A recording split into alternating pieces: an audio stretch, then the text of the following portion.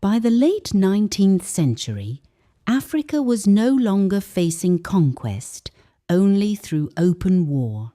Empires had learned new methods. They came with contracts instead of cannons, signatures instead of sieges, and promises written in languages African kings could not read. In southern Africa, one ruler recognized this danger early. His name was King Lobengula, ruler of the Ndebele Kingdom in what is now Zimbabwe, and his battle against empire would be fought not only on the battlefield, but across negotiating tables, maps, and lies. Lobengula ascended the throne in 1870, inheriting a powerful and disciplined state founded by his father, Mzilikazi, a former Zulu general. The Ndebele kingdom was militarily strong, centrally organized, and feared across the region. Its warriors were disciplined. Its intelligence networks were effective. Its authority was unquestioned. But Lobengula ruled in a new age. European powers were advancing rapidly into southern Africa, driven by mining interests, land hunger, and imperial competition. Unlike earlier invaders, these newcomers did not always arrive with armies first. They arrived with papers. Lobengula understood the threat. He restricted European access to his territory.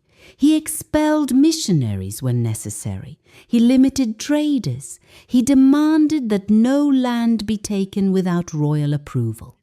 Most importantly, he insisted that no agreement was valid unless he fully understood it. But the empire that came for him was patient. In the 1880s, British imperial agents acting on behalf of Cecil Rhodes and the British South Africa Company targeted Lobengula's kingdom. Their objective was simple: secure mineral rights and political control without open war.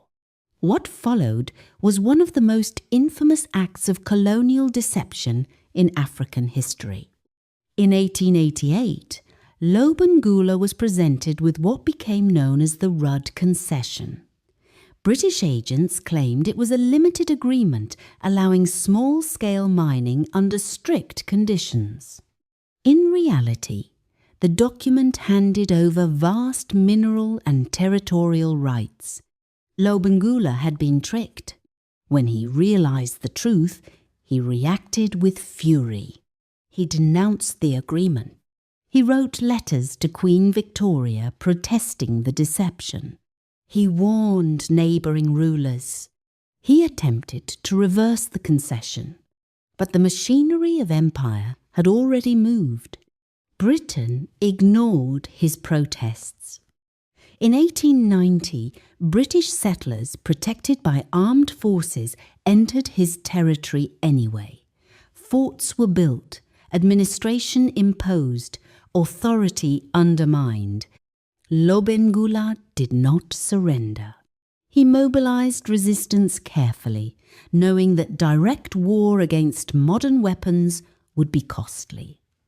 When conflict finally erupted in 1893, the results were devastating. The British used Maxim guns weapons capable of killing hundreds in minutes.